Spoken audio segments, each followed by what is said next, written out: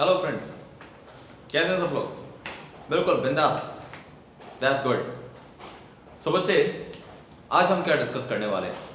आज हम डिस्कस करने वाले हैं the second chapter of class 9th for physics, forces and laws of motion. अब वैसे तो बहुत जनरल चैप्टर है, इसके बारे में हमने काफ़ी सुना है। फोर्स के बारे में स्पेशली हमने बहुत ज़्यादा सुना है। क्या है, बहुत सिंपल सी बात सुनी हमने कि अगर मैं आपसे पूछूं कि बेटा व्हाट इज कॉल्ड फोर्स, तो कोई भी बच्चा बता सकता है कि इट इज़ अ पुश और पुल। किसी चीज को आप पुश करते हैं तो आपने फोर्स लगाया उसके ऊपर, किसी को खींचते हैं पुल करते हैं तो आपने उसके ऊपर फोर्स लगाया। तो force is basically what, push और पुल, पुश और पुल, उसको हम फोर्स बोलते हैं। ठीक है, किसी ऑब्जेक्ट के ऊपर अगर आप उसको लगा रहे हैं, कोई ऑब्जेक्ट आपके ऊपर लगा रहा है तो भी वो फोर्स है। ठीक है, राइट। तो इसका मतलब क्या हुआ कि what is the definition of force? Force किसको बोलेंगे? Force, it is a push और pull। किसी ऑब्जेक्ट के ऊपर कोई पुश या पुल अगर लग रहा है तो हम उसको बोलते हैं कि अब फोर्स लगा रहे हैं उसको।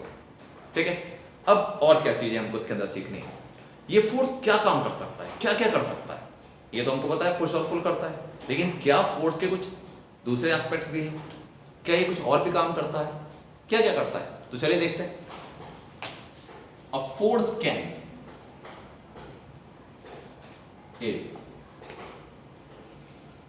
change the speed of an object, can change the speed of an object।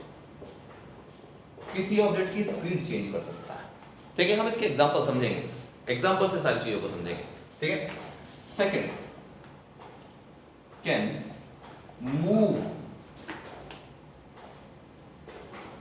move a stationary object, can move a stationary object, किसी स्टेशनरी ऑब्जेक्ट को मूव करा सकता है। ठीक है,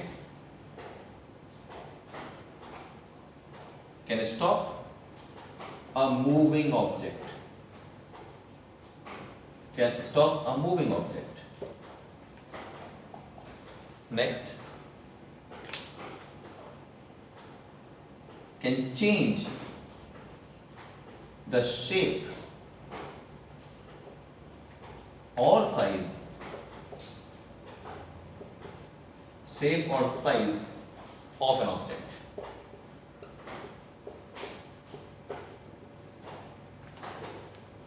what else? एक काम और कर सकता है, can change the direction of an object, the direction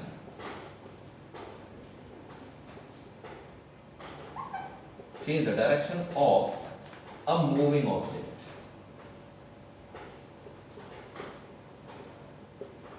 It can change the direction of a moving object। अब एक तो बात ये होती है कि हमने इसको लिख लिया, एक बात ये होती है कि हमने इसको रट भी लिया, लेकिन क्या हम इसका मीनिंग समझ पाए हैं? क्या हमको ये पता है कि ये प्रैक्टिकल लाइफ में किसी एग्जाम्पल से इसको डिनोट किया जा सकता है, किसी एग्जाम्पल से इसको समझा जा सकता है? अगर हम इसको नहीं समझ पा रहे हैं एग्जाम्पल से, तो इसका मतलब फिर हमने फिजिक्स नहीं सीखी है, फिर तो रट लिया हमने। फिर तो वही बात हो गई, the third battle of Panipat was fought between Ahmad Shah Abdali and Maratha in 1761। क्या है? फैक्ट। लॉजिक ढूंढना है, लॉजिक। कोई चीज अगर है हमारे पास तो वैसी क्यों है? ठीक है, तो ये बात आपको ध्यान रखनी है कि यहां पर हमारे पास ये सारी की सारी चीजें दिख रही हैं। अब इसके अंदर जो हमारे पास ऑब्जेक्ट है, उन ऑब्जेक्ट में किस किस तरीके के चेंजेस आते हैं फोर्स लगाने के बाद, उसके बारे में डिस्कस करना है। तो पहली बात हमारे पास थी, a force can change the speed of an object. क्या प्रैक्टिकल लाइफ में कोई एग्जांपल है मेरे पास जिसे मैं बोल सकता हूं कि फोर्स स्पीड किसी ऑब्जेक्ट की चेंज कर सकता है? सोचिए, बिल्कुल चेंज हो सकती है। एक कार चला रहे हैं आप, ठीक है, कार, बाइक, स्कूटी, व्हाटएवर, ठीक है, या फिर आप साइकिल चला रहे हैं। अब साइकिल चलाते हुए क्या हुआ कि आपने साइकिल में पैडलिंग कर रहे हैं, साइकिल धीरे धीरे चल रही है, पैडलिंग की स्पीड बढ़ाई। पैडलिंग की स्पीड कैसे बढ़ाई? आपने पैर से फोर्स ज़्यादा लगाया, और जब फोर्स ज़्यादा लगाओगे तो क्या होगा? फोर्स ज़्यादा लगाओगे तो स्पीड बढ़ेगी। इसका मतलब है after application of force you can change the speed of the object, you can increase the speed of the object. ठीक है, डिक्रीज भी हो सकती है, वो रिटार्डिंग फोर्स होता है। फ्रिक्शन फोर्स उसका एग्जांपल होता है, ठीक है। बट जनरली अगर आप पेडलिंग में फोर्स ज़्यादा लगाते हो तो आप स्पीड इंक्रीज करते हो। क्लियर बात है, right. Come to the next point. It can move a stationary object. एक ऑब्जेक्ट जो रेस्ट पे था, स्टेशनरी था, उसको फोर्स मूव करा सकता है। कैसे? एग्जांपल है हमारे पास इसके, बिल्कुल है। क्या हुआ कि घर पे मम्मी ने कहा कि बेटा एक काम करो, एक बकेट पड़ी है, बाल्टी, घर में एक बकेट पड़ी हुई है, ठीक है। उस बकेट के अंदर कुछ कपड़े पड़े हुए हैं, वो धुलने के लिए रखे थे, उसको धोने के लिए रखे थे। इसको बेटा इधर से हटा के उधर रख दो। तो आपने क्या किया? बिना फोर्स लगाए आप ऑब्जेक्ट को इधर से इधर नहीं ले जा सकते। इसका मतलब ये हुआ कि force can move a stationary object from one place to another. तो किसी ऑब्जेक्ट को जो रेस्ट पे था उसको अगर मूव कराना है, एक जगह से दूसरी जगह पे ले जाना हो, चाहे प्लेस चेंज करना हो, चाहे उसको ड्रैग करना हो, कुछ भी करने के लिए आपको फोर्स लगाना पड़ता है, राइट, ठीक है। अब इसके बाद नेक्स्ट हमारे पास है, it can stop a moving object. कोई ऑब्जेक्ट चल रहा है, उसको आप रोक सकते हैं फोर्स लगा के। कैसे हो सकता है? सोचो, कोई एग्जांपल है हमारे पास? कोई ऑब्जेक्ट चल रहा हो, उसको आप रोक ले, चलते हुए ऑब्जेक्ट को, हो सकता है? हो सकता है। इसका एग्जांपल मैं ये लेता हूं कि कोई दौड़ता हुआ बच्चा आ रहा था, छोटा सा बच्चा था, ठीक है, दौड़ता हुआ आ रहा है, और आपकी इच्छा क्या थी कि वो दौड़े ना, दौड़ेगा, गिर जाएगा, चोट लगेगी। तो हम ये चाह रहे थे, आपका छोटा ब्रदर था, मान लो छोटा ब्रदर या सिस्टर था, वो दौड़ता हुआ आ रहा है, रोड पे दौड़ता हुआ आ रहा है, और आपकी इच्छा थी कि उसको हटा ले, वहां से गिर सकता है, कोई दूसरा व्हीकल वहां से आ रहा है, उसके लिए डेंजरस हो सकता है। तो आपने क्या इच्छा थी कि उसको दौड़ते हुए ऑब्जेक्ट को, वो ऑब्जेक्ट एक तरीके के, उसको दौड़ते हुए को आपको रेस्ट पे लेके आना है। तो वो जब दौड़ रहा था, that means a moving object can be taken into rest, और we can make it to be in rest after application of force. Object move कर रहा था, आपने उसको रोका, फोर्स लगाया, और वो रेस्ट पे आ गया। ठीक है बेटा? तो it can stop a moving object also, right. Come to the next one. Can change the shape और size of an object. Force लगाने के बाद आप किसी चीज की शेप या साइज भी चेंज कर सकते हैं। कैसे कर सकते हैं? कोई एग्जांपल? यस, बिल्कुल सही। मैं जानता हूं बहुत सारे बच्चे जो मुझे देख रहे हैं इस टाइम पर, वो एग्जैक्टली इसका आंसर बता रहे होंगे। उनको बहुत सारे एग्जांपल देखे होंगे कि सर हमने तो स्लाइम देखी। स्लाइम देखने में बड़ी घिनौनी सी लगती है, बड़ी बेकार सी, अजीब सी। वो स्लाइम जो थी उसको हम यूं खींचते हैं, ऐसा लगता है बिल्कुल जैसे फ्लूइड टाइप का होता है, लगता है कि बिल्कुल लिक्विड टाइप का है, लेकिन सॉलिडिफाइड लिक्विड होता है। तो मुश्किल होता है थोड़ा सा उसको रिकॉग्नाइज करना कि वो सॉलिड है कि लिक्विड है। स्लाइम होता है, ठीक है, ये सब आप लोग जानते हैं। तो स्लाइम को अगर मैं खींचता हूं, ऐसे करता हूं, ऐसे करता हूं, तो क्या होता है? शेप में चेंज आता है। Even you can take example of thermocol. Thermocol का मेरे पास एक छोटा सा पीस था। अगर मैं थर्माकोल के पीस को हाथ से यूं करके दबाता हूं तो क्या होता है? कई बार ऐसा होता है कि मेरी फिंगर्स के प्रिंट उसके ऊपर छप जाएंगे, या गड्ढा हो जाएगा, वहां पे डिप्रेशन आ जाएगा, वहां पे जिस जगह पर मैं अपनी फिंगर्स वहां पे लेके आऊंगा। तो इसका मतलब है after application of force you can also change the shape और साइज ऑफ द ऑब्जेक्ट। कोई एक ऐसा एक बॉल थी, स्पॉन्ज की बॉल थी, ठीक है, एक स्पॉन्ज की बॉल थी, उसको आपने ऐसे करके प्रेस किया तो क्या होता है? शेप बदल जाती है। जो स्फेरिकल थी वो थोड़ी ओवल बन जाती है ना बेटा? तो इसको हम चेंज कर सकते हैं। That means it can change the shape और size of the object. Come to the last point. It can change the direction of a moving object. कोई ऑब्जेक्ट चल रहा था, उसकी डायरेक्शन आप चेंज कर सकते हैं फोर्स लगा के। कैसे हो सकता है? सोचो। अब भाई देखो, बहुत सिंपल सी बात है, कैसे हो सकता है? साइकिल चला रहे थे आप, अब साइकिल चलाते चलाते क्या हुआ? सामने कोई टर्न आ गया, एक मोड़ आ गया, मुड़ना है, वहां से टर्न से मुड़ना है आपको। तो अगर साइकिल को आप हैंडल यूं ही रखते हैं तो साइकिल अपने आप नहीं मुड़ेगी ना। You have to change the direction of the handle. अगर आप डायरेक्शन ऑफ हैंडल चेंज करते हैं तो साइकिल मुड़ जाती है, यानी कि डायरेक्शन बदल जाती है। That means with the help of force we can change the direction of an object. Clear है? राइट, बहुत बढ़िया। तो इस सारे के सारे पॉइंट हमने प्रैक्टिकल लाइफ में एग्जांपल से समझ लिए, और भी बहुत सारे एग्जांपल आ सकते हैं, कुछ भी आप सोच सकते हैं और मेरे साथ डिस्कस कर सकते हैं। ठीक है बेटा? आप ये कर सकते हैं, यू कैन पर्सनली व्हाट्सएप में कि सर क्या ये एग्जांपल इसका हो सकता है, क्या ये एग्जांपल इसका हो सकता है। मैं अप्रिशिएट करूंगा उसको। और क्यों? क्योंकि एक बहुत सीधी सी बात है, अगर मैं किसी चीज के लिए सिर्फ एक एग्जांपल जानता हूं तो ऐसा हो सकता है उसको मैंने रट लिया हो सकता है मुझे सिर्फ वही एग्जांपल याद है। लेकिन अगर मैं इनफाइनाइट नंबर ऑफ एग्जांपल्स हो सकता हूं, इसका मतलब लॉजिक इज क्लियर हियर। ठीक है? तो वही क्लियर करना है कि आप सिर्फ एक एग्जांपल ना जानते हो, बहुत सारे जानते हो, और अपने चारों तरफ घूम के देखोगे तो बहुत सारे एग्जांपल मिलेंगे। ठीक है बेटा? राइट, चलिए अब बात करते हैं कि नेक्स्ट चीज क्या है। ये तो हमने पढ़ा कि व्हाट इज कॉल्ड फोर्स, और हमने फिर देखा कि फोर्स कर क्या कह सकता है, व्हाट इट कैन डू। ठीक है, वो हमारे पास एक पॉइंट है। अब बात करते हैं what are the type of force. Force के टाइप कितने होते हैं, क्या क्या टाइप होते हैं फोर्स के, ठीक है, ये बहुत इंपॉर्टेंट है, इसको ढंग से सुनिएगा।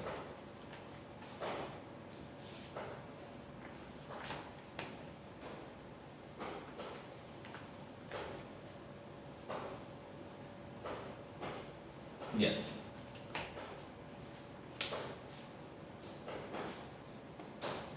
टाइप ऑफ फोर्स, किन दो टाइप से मैं इसको कैटेगराइज करूं, टाइप ऑफ फोर्स या types of force. First balanced and second unbalanced.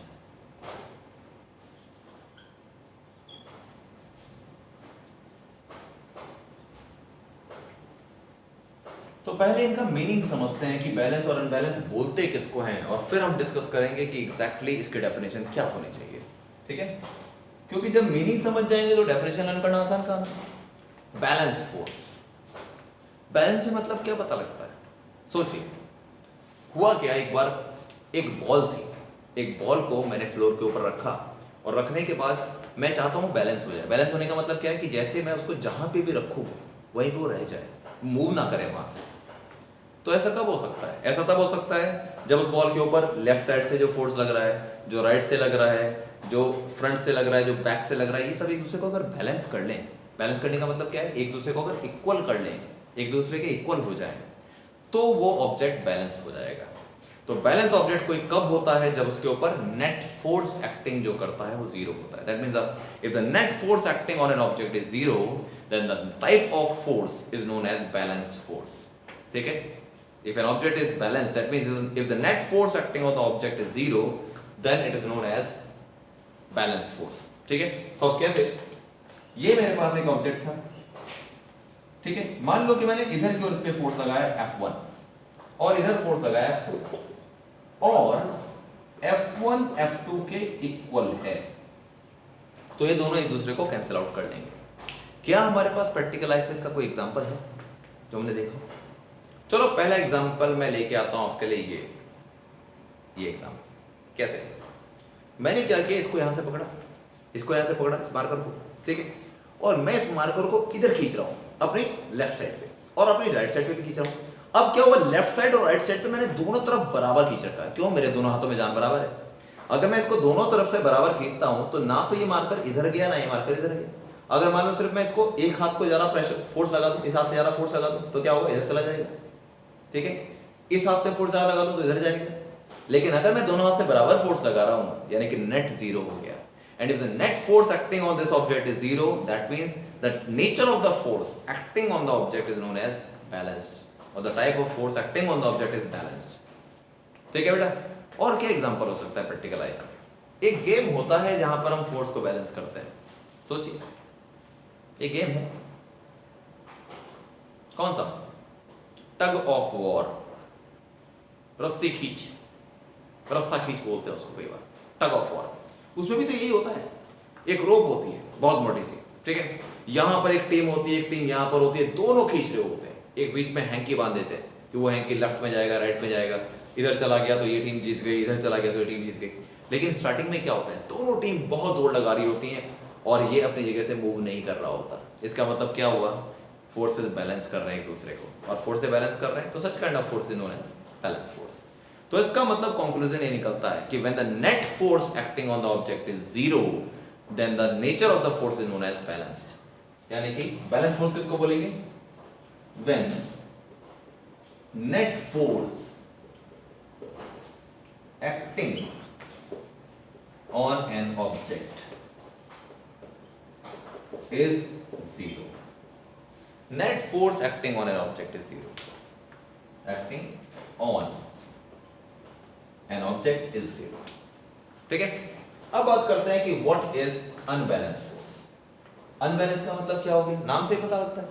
Unbalanced में क्या होगा कि अगर मैं सेम केस ले लेता हूं तो F1 ग्रेटर देन अगर F2 हो जाए, F1 F2 से बड़ा हो जाए।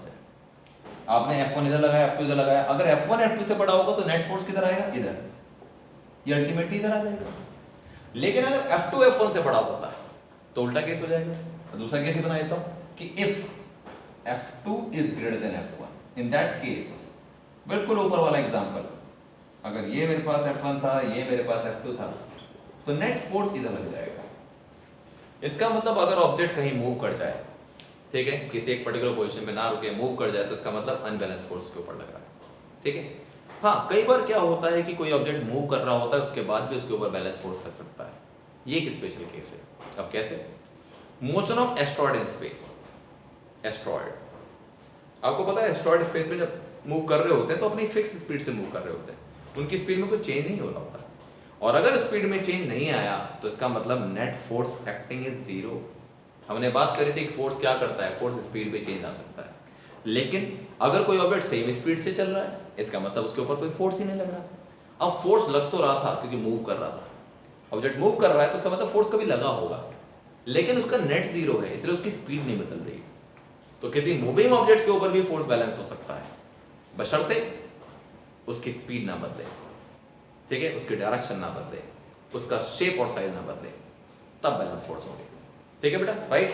तो हम अनबैलेंस फोर्स में क्या लिखेंगे? When net force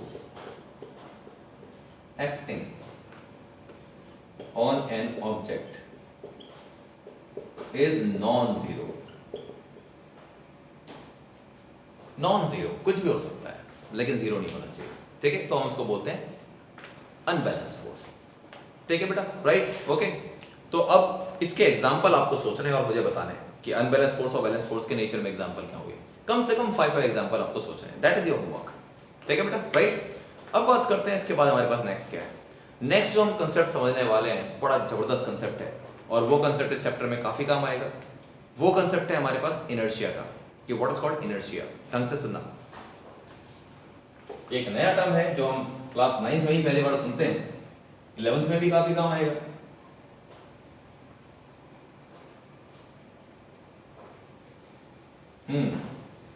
yes, so the next topic is inertia.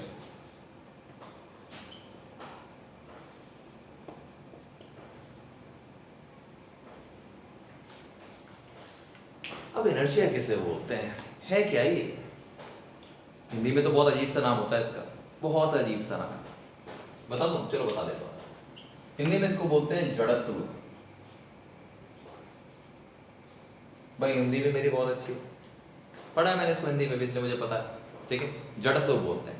अच्छा चलो, अगर इनर्शिया का मीनिंग नहीं पता लग रहा तो जड़त्व से मीनिंग क्या निकलता है, सोचो जरा, क्योंकि आप में जितने भी लोग बैठे मुझे देख रहे हैं अभी, वो हिंदी पढ़ के आए, ठीक है, तो उन्हें ये पता है कि जड़ का मतलब क्या होता है। क्या होता है जड़?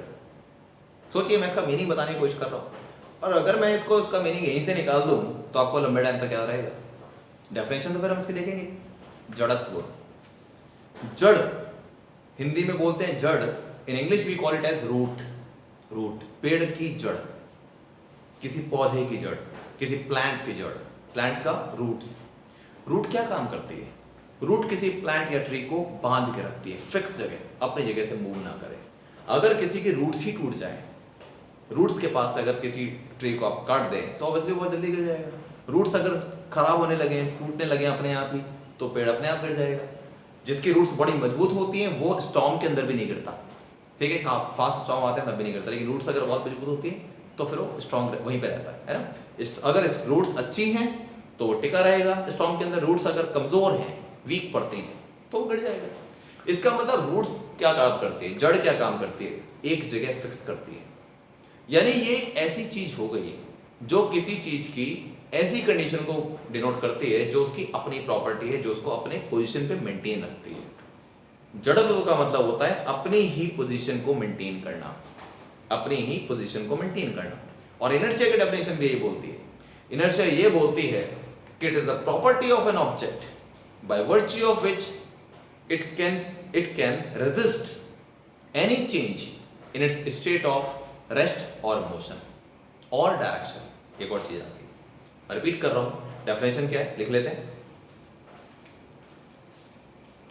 The property of an object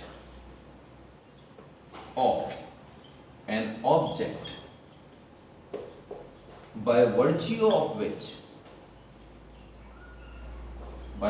of which it opposes any change in its initial state of rest or uniform motion, अपनी रेस्ट और यूनिफॉर्म मोशन के को चेंज ना होने के लिए जो प्रॉपर्टी लगती है उसे बोलते हैं इनर्शिया। अब जैसे इसका एग्जांपल समझते हैं। मैं जानता हूँ डेफिनेशन इसकी अजीब सी कि सर आपने तो बता दिया लेकिन हमें तो समझ आया नहीं। कोई बात नहीं, समझ लेते हैं भाई। एक बड़ा हैवी सा बॉक्स था, बहुत हैवी बॉक्स, भारी सा बिल्कुल, रखा था जमीन के ऊपर। अब क्या हुआ कि वो बॉक्स अपने आप नहीं मूव कर सकता। देखो जैसे हल्का, अगर मैं बोलता हूँ हैवी बॉक्स, मैंने बोला लाइट बॉक्स नहीं बोला, क्योंकि लाइट वेट बॉक्स जो होता है वो हो सकता है अर्थक्वेक के अंदर मूव कर जाए, वाटर का फ्लो बहुत तेज आए जल्दी से मूव कर जाए। लेकिन जो हैवी बॉक्स होता है वो फिक्स रहता है अपनी जगह पे, आप उसको धक्का भी देके करेंगे तो जल्दी जाएगा नहीं। अब वो हैवी बॉक्स जो है उसका अपना एक इनर्शिया है कि वो अपने आप को रेस्ट पे मेंटेन रखने की कोशिश करता है, वो अपने आप को रेस्ट पे मेंटेन करने की कोशिश करता है। आपने उसके ऊपर फोर्स लगाया और वो मूव ही नहीं कर रहा, तो इसका मतलब क्या हुआ? इसका मतलब ये हुआ कि it maintains its inertial state of rest, वो अपनी रेस्ट की पोजीशन को मेंटेन करता है। ठीक है, अब बात करते हैं कि ऐसा मोशन वाला ऑब्जेक्ट कौन सा है। क्या कोई ऐसा ऑब्जेक्ट है जो अपने मोशन को मेंटेन करता है? बिल्कुल, थोड़ी देर पहले एक एग्जांपल दिया था मैंने आपको। एग्जांपल था हमारे पास एस्ट्रॉयड का। एस्ट्रॉयड इन स्पेस चल रहा है, चलता चला जा रहा है, मिलियन बिलियन ऑफ ईयर्स तक चलता ही जाएगा सीधा। कब तक? जब तक किसी दूसरे प्लैनेट का ग्रेविटेशन पुल उसको अपनी तरफ नहीं खींच लेता या वो किसी से कोलाइड नहीं करता, तब तक वो स्ट्रेट चलता जाएगा। वो उसका इनर्शिया ऑफ मोशन है, जिसकी वजह से वो कभी अपने आप को रेस्ट पे नहीं लाता, चलता रहता है, क्योंकि उसको रेस्ट पे लाने के लिए कोई है ही नहीं, फ्रिक्शन स्पेस के अंदर है नहीं, और कोई दूसरा ऑब्जेक्ट उसको अपनी तरफ खींच नहीं रहा, ना उससे कोई टकरा रहा है, कोलाइड भी नहीं कर रहा। ठीक है, so that is the meaning of inertia of motion, कि ऑब्जेक्ट अपनी मोशन की कंडीशन को मेंटेन करता है। ठीक है, तो this is the definition of inertia, the property of an object by virtue of which it opposes any change in its initial state of rest और यूनिफॉर्म मोशन। ठीक है, अब बात करते हैं, ये तो चलो हमारे पास हो गया इनर्शिया। अब बात करते हैं टाइप्स क्या है इनर्शिया के और इसके एग्जांपल क्या है हमारे पास। पहले मैं टाइप्स बता देता हूं, फिर हम इसके डेली लाइफ के एग्जांपल देखते हैं। इसको ढंग से सुनना, ठीक है? देखते हैं, बहुत इंटरेस्टिंग है, बहुत मजेदार, देखते हो।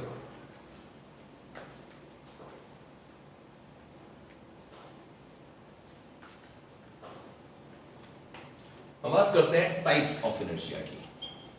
Types, first we have inertia of rest,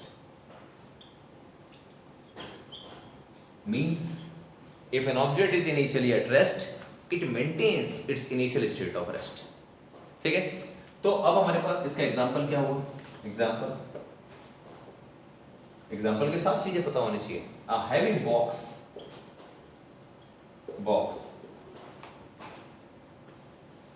lying on floor,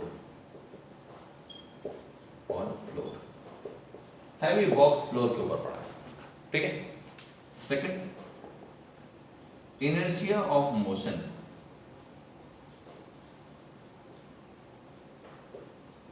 that means if an object is moving with uniform velocity, if an object is in uniform motion it remains in the same state of motion। ठीक है, example motion of asteroid in space,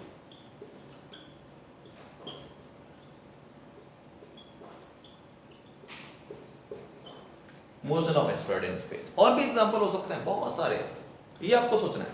ठीक है, third inertia of direction, inertia of direction यानी कि कोई object किसी particular direction में चल रहा है और वो अपने अपनी डायरेक्शन खुद से चेंज नहीं कर सकता। क्या इसका एग्जांपल ले सकते हैं कि कोई पर्टिकुलर डायरेक्शन में चल रहा है और अपने आप डायरेक्शन को चेंज नहीं कर सकता? Motion of aeroplane. एरोप्लेन का मैं एग्जांपल क्यों ले रहा हूँ? वैसे तो एस्ट्रॉयड का एग्जांपल भी इसके अंदर आ सकता है, लेकिन मैं एरोप्लेन का एग्जांपल इसलिए ले रहा हूँ क्योंकि उसकी डायरेक्शन को हम चेंज कर सकते हैं, लेकिन बाय फोर्स। प्लेन जा रहा है ऐसे, अगर मान लो प्लेन का जो पायलट है वो उसको ऑटो पायलट मोड पे लगा देता है, ऑटो पायलट मोड भी होता है प्लेन में, कि आपने ऑटो आपको पता है कि स्मूथ वो है, कोई दिक्कत की बात नहीं, कोई वेदर बिल्कुल क्लियर है, कोई ट्रैफिकिंग नहीं है, एयर ट्रैफिक सिस्टम बिल्कुल क्लियर है, कोई दिक्कत की बात नहीं है, बहुत अच्छा आपको बता रखा है कि सामने दूर तक कोई नहीं है, तो वो ऑटो पायलट पे लगा के चैन से बैठ सकते हैं। ऑटो पायलट क्या करता है, प्लेन चलता रहेगा बिना किसी पायलट के, ठीक है। उसमें पायलट जो पायलट होता है वॉशरूम में जाएगा, कहीं इधर उधर पानी भी पिएगा, आराम से कोई दिक्कत नहीं, चल रहा है, ऑटो पायलट मोड पे चल सकता है। लेकिन जहाँ कोई चीज़ खराब होने की कोशिश करती है फिर पायलट दोबारा आके कमांड लेता है, ठीक है। तो बात कुल मिला के क्या हुई है कि अगर प्लेन जा रहा है एक पर्टिकुलर डायरेक्शन में तो वो तब तक अपने आप नहीं मुड़ेगा, कब तक, ऑटो पायलट मोड पे, तब तक अपने आप नहीं मुड़ेगा जब तक कि उसको फोर्सफुली नहीं मोड़ा जाएगा। That means if N object is moving in a particular direction it never changes its direction by itself. इसको बोलते हैं इनर्शिया ऑफ डायरेक्शन। आप इसमें एस्ट्रॉइड का एग्जांपल भी ले सकते हो, यही एग्जांपल दोबारा रिपीट कर सकते हो, दोबारा ले सकते हो। कैसे कि एस्ट्रॉइड जा रहा है अपने आप, वो तब तक सीधा जाता रहेगा जब तक कोई दूसरी चीज को हिट करके उसका पाथ डाइवर्ट नहीं करेगी। ये हमारे पास हो गया इनर्शिया ऑफ डायरेक्शन, ठीक है। तो आप इसके एग्जांपल खुद से लिखते रहेंगे, ये आप लिख लेंगे, आप इतने होशियार हैं, मैं जानता हूँ, ठीक है। अब हमारे पास नेक्स्ट क्या है, अब हमारे पास नेक्स्ट है कि क्या हमारे पास कुछ ऐसी एक्टिविटी है जिसमें हम डेली लाइफ में इनर्शिया को देख सकें, घर पे हम कर सकें कोई ऐसी एक्टिविटी। कुछ ऐसी एक्टिविटीज होती है, हम तो घर पे बहुत सारी एक्टिविटी कर लेंगे, यूट्यूब के थ्रू बहुत सारी एक्टिविटी देख ली होंगी, सोचा होगा घर पे कुछ ट्राई करने की, बहुत सारे लोगों ने खाना बनाने की कोशिश करी, वो बना लिया जो उन्होंने कभी सोचा भी नहीं था। तो इसी तरीके से हम बात करते हैं कि क्या आपने कोई ऐसी एक्टिविटी, कोई ऐसा मॉडल देखा यूट्यूब के ऊपर या कहीं भी कि वो हम घर पे कर सकते हैं और थोड़ा फन भी आएगा उसके अंदर, थोड़ा फन हो उसके अंदर। तो चलो एक सिंपल सी एक्टिविटी, फन है ठीक ठाक सा, ये नहीं कहूँगा बहुत ज़्यादा फन है, लेकिन इतना बोरिंग भी नहीं है, ठीक है। करना क्या है आपको, बड़ा सिंपल सा काम है। सिंपल सा काम ये है कि मान लो कि we have this as a glass, ये डस्टर जो है इसको मैं ग्लास की तरह मान लेता हूँ, एक ग्लास था मेरे पास, ठीक है, ऐसा ग्लास लो, ग्लास के ऊपर क्या रखना है आपको, एक कार्डबोर्ड रखना है, कार्डबोर्ड, ठीक है। कार्डबोर्ड, थिन कार्डबोर्ड रख सकते हैं। कार्डबोर्ड घर पे ना मिले तो कोई दिक्कत नहीं है, उसका भी एक उपाय है। आप ये कर सकते हैं कि आपके पास कोई पुराना रजिस्टर पड़ा हो, एक ऐसा रजिस्टर जिसका हार्ड बाइंडिंग हो, जिसका आगे और पीछे का जो कवर होता है थोड़ा हार्ड होता है, ठीक है।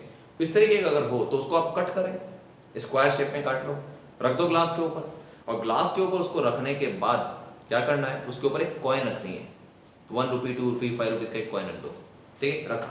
और रखने के बाद क्या किया आपने, ऐसे करके, ये दिख रहा है ऐसे ऐसे, ये ऐसे करके उस कार्डबोर्ड को यूं करके फ्लिप करना है। उसको जब आप करोगे ना तो कार्डबोर्ड जाएगा यूं, और क्या होगा, कॉइन जाएगा किसके अंदर, ग्लास के अंदर। अब बताओ क्या हुआ इसके अंदर, इसमें क्या लॉजिक लगा, फिजिक्स का लॉजिक क्या लगा, सोचिए क्या लॉजिक है। लॉजिक है इनर्शिया का। अब इनर्शिया का लॉजिक कैसे हुआ, मैंने इस ग्लास के ऊपर रखा है कार्डबोर्ड के ऊपर रखा है कॉइन, ठीक है, और जैसे ही मैं इसको फ्लिप करता हूं कार्डबोर्ड को, तो coin was initially at rest, वो अपने इनर्शिया ऑफ रेस्ट को मेंटेन करके आगे नहीं जाता और वो नीचे गिर जाता है। लेकिन इसमें एक कंडीशन है, कंडीशन ये है कि आपको उस कार्डबोर्ड को जो फ्लिप करना है, जो मूव करना है, स्ट्राइक करना है, वो फास्ट करना है। बताओ क्यों, क्या लॉजिक है। अगर मैं इसको फास्ट नहीं कर रहा हूँ, धीरे से करूँ, तो हो सकता है कि कॉइन अंदर ना गिर के गिलास के कार्डबोर्ड के साथ मूव करके बाहर गिर जाए। बताओ क्यों जरूरी है कि मैं इसको फास्ट करूँ, क्योंकि एक फोर्स लग सकता है इसमें जिसको हमको हटाना है। कौन सा फोर्स, फ्रिक्शन फोर्स।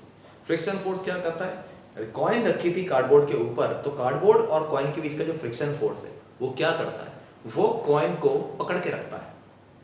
कार्डबोर्ड जाएगा तो कॉइन को भी अपने साथ ले जाने की कोशिश करता है, लेकिन अगर उसको फास्ट मूव करते हैं तो फ्रिक्शन फोर्स इतना स्ट्रांग नहीं हो पाता कि वो इसको अपने साथ लेके चला जाए, ठीक है। जितना धीरे मूव कराओगे फ्रिक्शन फोर्स उतना पकड़ के रखेगा, लेकिन जब इसके ऊपर फोर्स ज़्यादा लगाओगे तो फ्रिक्शन पड़ जाएगा कम, तो ये कॉइन साथ में नहीं जाके नीचे गिर जाएगा। तो ये था आपके पास inertia of rest of coin में इस तरीके से हो सकता है, ठीक है बेटा, right. So this is about inertia. अब एक चीज है, इनर्शिया किस चीज के ऊपर डिपेंड करता है, ऐसी कौन सी मेन चीज है जिसके ऊपर इनर्शिया ऑफ ऑब्जेक्ट डिपेंड्स। देखते हैं, ये बहुत क्वेश्चन आता है एग्जाम में, ध्यान रखना, very important question.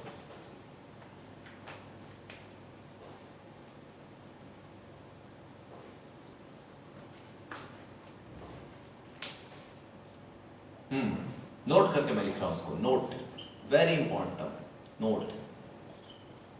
Inertia of an object depends upon, किस चीज के ऊपर डिपेंड करता है? तो इसमें जो सबसे मेन फैक्टर है, अगर आपको एक फैक्टर लिखना है कि किसके ऊपर ये डिपेंड करता है, तो ये डिपेंड करता है मास के ऊपर, कि ऑब्जेक्ट का मास कितना है। अब ये कैसे डिपेंड करता है मास के ऊपर मैं बताऊंगा, ठीक है। एक और चीज के ऊपर डिपेंड करता है, distribution of mass, distribution of mass. Mass किस तरीके से डिस्ट्रीब्यूट हो रखा है। लेकिन फिर भी अगर आपसे सिर्फ एक फैक्टर पूछा जाए कि किस फैक्टर के ऊपर डिपेंड करता है, 1 मार्क का क्वेश्चन आता है, तो आपको सिर्फ मास लिखना है, तब डिस्ट्रीब्यूशन ऑफ मास की जरूरत नहीं है। लेकिन डिस्ट्रीब्यूशन मास के ऊपर भी डिपेंड करता है, वो कैसे होता है उसको मैं आपको एग्जांपल से बताऊंगा। तो पहले तो मेरी बात आप ये सुने कि मास के ऊपर ये कैसे डिपेंड करता है। देखो बच्चे, जो ऑब्जेक्ट भारी होता है, एक हैवी ऑब्जेक्ट था, ठीक है, जैसे मान लो ट्रक है और एक कार है, ओके। ट्रक और कार दोनों में हम पुश कर रहे हैं, दोनों को पुश कर रहे हैं, दोनों को धक्का दे रहे हैं, तो आप किसको इजीली मूव करा पाओगे? सोचो, धक्का देके मूव कराना है तो किसको इजीली मूव करा पाओगे? एक चांस है कि दोनों में से अगर किसी को आप मूव करा पाए तो किसको करा पाओगे? ऑब्वियसली कार को मूव करा पाएंगे, ट्रक को मूव कराना मुश्किल है। तो ट्रक रेस्ट पे था, कार भी रेस्ट पे था, तो both are at inertia of rest. लेकिन फिर भी इसके रेस्ट को मोशन में लाना आसान है, इसके रेस्ट को मोशन में लाना मुश्किल काम है। क्यों मुश्किल काम है? इसका मास ज्यादा है। If the mass is more, inertia of rest is more, तो इसलिए इनर्शिया भी बढ़ गया, रेस्ट वाला इनर्शिया, ठीक है। अब मैं इसी एग्जांपल के साथ इनर्शिया ऑफ मोशन को बताता हूं। क्या हुआ कि एक इंक्लाइन प्लेन था, इंक्लाइन एक रोड थी जो कि इंक्लाइन ऐसे जाती है नीचे की ओर। इस पे क्या हुआ, एक कार थी और एक ट्रक था, दोनों के दोनों को इंक्लाइन प्लेन से बिना इंजन को स्टार्ट किया, इंजन ही स्टार्ट किया हमने, ऑफ है इंजन, छोड़ दिया, कोई ब्रेक नहीं लगा रखे, कोई गियर नहीं लगा रखा, छोड़ दिया। अब ये दोनों के दोनों नीचे जाते हैं। अब आपको नीचे खड़े होके इन दोनों में से किसी को रोकना है। हालांकि इम्पॉसिबल काम है, आप दोनों में से रोक नहीं पाएंगे किसी को, लेकिन बाई चांस आपके दम है आपकी बॉडी में, ठीक है, बाई चांस आपके अंदर इतनी जान है कि आप रोक सकते हैं किसी को, ठीक है, तो किसको रोक पाओगे? चांस किसका है रोकने का? कार को रोकने का चांस है, ट्रक को रोकना इम्पॉसिबल काम है। तो इसका मतलब क्या हुआ, इनर्शिया ऑफ मोशन किसका ज्यादा हो गया? इनर्शिया ऑफ मोशन ट्रक का ज्यादा हो गया, उसको रोकना मुश्किल काम है। If it is in motion it remains in a motion for longer time, इसको रोकना मुश्किल काम है। तो इसका इनर्शिया ऑफ मोशन भी ज्यादा है। और इनर्शिया ऑफ मोशन इसलिए ज्यादा हो गया, इनर्शिया ऑफ मोशन इसलिए ज्यादा हुआ क्योंकि इसका मास ज्यादा है। जिसका मास ज्यादा होता है उसका इनर्शिया ऑफ रेस्ट भी ज्यादा होगा, इनर्शिया ऑफ मोशन भी ज्यादा होगा। तो हम सीधा सीधा बोल सकते हैं कि जिसका मास ज्यादा है उसका इनर्शिया ज्यादा होगा। तो हमने इसको रेस्ट पे भी समझ लिया और उसको हमने मोशन पे भी समझ लिया। अब नेक्स्ट चीज क्या है, डिस्ट्रीब्यूशन ऑफ मास क्या करेगा भाई? डिस्ट्रीब्यूशन ऑफ मास का इनर्शिया से क्या फर्क है? तो फर्क है, चलिए एक पता है, एक टॉय आता है, इसको बोलते हैं हिट मी डॉल। एक डॉल होती है, मुझे पता नहीं एग्जैक्टली इसको बोलते क्या है, लेकिन मैं उसको हिट मी डॉल कहता हूँ। हिट मी, मुझे मारो। अब वो कैसी डॉल होती है? बड़ी अजीब सी शेप होती है, मैंने एक दो बार देखी है, कुछ ऐसी करके शेप होती है, ऐसे ऐसे करके कुछ शेप होती है। और ये जो शेप होती है इसमें क्या होता है, डॉल पे यहाँ आई वही बना रखी होती है, यहाँ कुछ ऐसा होता है, यहाँ लिखा होता है हिट मी, और नीचे जो उसका बेस होता है ना, बेस ये बड़ा हैवी होता है, भारी होता है बहुत। जब आप इसके ऊपर एक पंच करते हैं, इसको एक्चुअली इसका काम यही होता है, इसको खेलते ही ऐसे। हालांकि अब नहीं, इसको मार्केट में भी ज़्यादा नहीं बेचा जाता, क्योंकि लोग इससे क्या होते हैं, अटैकिंग हो जाते हैं। बच्चे इससे लड़ाई करना सीख जाते हैं, मार पिटाई करना सीख जाते हैं, उनको लगता है ऐसा कि नहीं यार मज़ा आ रहा है इसमें मारने में, ठीक है। तो क्या होता है कि जब इसको आप हिट करते हो ऐसे करके, ऐसे करते हैं, अच्छा क्या होता है, हिट तो करना होता है हाथ से, लेकिन जो खतरनाक बच्चे होते हैं वो पैर से भी मार रहे होते हैं, मारो कैसे भी मारना, ठीक है। तो अगर मैं इसको हिट करता हूँ तो हिट करने के बाद क्या होता है, ये डॉल पता है कैसी होती है, जैसे डॉल का फेस ये और ये इसका बेस है, हाथ कुछ नहीं होता इसके, ऐसे होता है, ठीक है। तो जैसे आप इसको हिट करते हो तो ये डॉल नीचे जाती है, और जब आप इसको छोड़ देते हो तो ये अपने आप दोबारा वापस आ जाती है, अपने आप वापस आती है। अब सोचो, एक ऑब्जेक्ट जो यहाँ पे था, आपने इसको मूव कराया, मोशन में आ गई, लेकिन मोशन में आने के बाद दोबारा अपनी जगह पे वापस आ गई। अब ऐसा क्यों हुआ कि ये नीचे नहीं गिरी? कोई भी दूसरी चीज होती ना तो एक बार मारोगे नीचे गिर जाएगी, ऊपर नहीं आएगी दोबारा। क्या हुआ ये कि इसका मास का डिस्ट्रीब्यूशन अजीब सा है। मास का डिस्ट्रीब्यूशन कैसा है, ऊपर की ओर तो इसमें क्या होता है, ऊपर की ओर जैसे बलून होते हैं ना, प्लास्टिक वाले बलून होते हैं, वे रबर वाले बलून नहीं, प्लास्टिक वाले जो होता है, आपने देखे होंगे डोरेमोन बना होता है, किसी में कोई भी कुछ बना होता है, ठीक है, बच्चे खेलते हैं, बड़े खूबसूरत से लगता है, उसमें एयर भरी होती है, एक बार कहीं लग जाए तो खत्म कहानी। लेकिन यह है कि वो रबर बलून नहीं होते हैं, they are made of plastic, ठीक है। तो ऐसे ही प्लास्टिक वाला ये होता है, इसके अंदर एयर भरी हुई होती है, ठीक है, नोजल होता है जहाँ से आप उसको एयर को टाइट कर सकते हैं, टाइट कर सकते हैं उसको। तो क्या होता है कि यहाँ से आप जब इसको हिट करते हो, इसका मैक्सिमम मास होता है नीचे, नीचे वाला बेस इसका कुछ हैवी कर देते हैं, वहाँ पे कुछ रख देते हैं अंदर की ओर, भारी कर देते हैं उसको, और जब आप उसको पुश करते हो, इसको जब हिट करते हो तो ये नीचे जाता है, और नीचे जाने के बाद ऊपर आता है। अगर मान लो इसमें पूरा का पूरा ये हैवी होता तो क्या होता, जब मारते तो नीचे गिर जाती, वापस नहीं आती। डिस्ट्रीब्यूशन ऑफ मास ने ये डिसाइड कर दिया कि ये इस जगह पे रहेगी, यहाँ से मूव कराओगे तो मूव कर भी जाएगी तो दोबारा वापस आएगी। तो डिस्ट्रीब्यूशन ऑफ मास के ऊपर भी डिपेंड करता है कि इसका मोशन कैसा रहेगा, मूवमेंट कैसा रहेगा, ठीक है। तो वो भी एक इनर्शिया का फैक्टर है, distribution of mass. Senior class में जाएंगे तो आप एक और चीज पढ़ेंगे, मोमेंट ऑफ इनर्शिया, वहां पे कुछ और भी फैक्टर आएंगे, डिस्ट्रीब्यूशन ऑफ मास आएगा, एक्सिस ऑफ रोटेशन से उसका मूवमेंट आएगा, orientation of axis of rotation आएगा, बहुत सारी चीजें आएंगी, ठीक है। लेकिन फिलहाल आपको इतनी बातें जरूर ध्यान रखनी है। लेकिन फिर भी अगर मैं बोलूं कि आपसे कोई पूछे कि on what factor inertia of an object depends, तो आपको जो पहला आंसर आएगा वो क्या होना चाहिए, वो होना चाहिए डिपेंड्स अपॉन मास, ये ध्यान रखना है, ठीक है बेटा।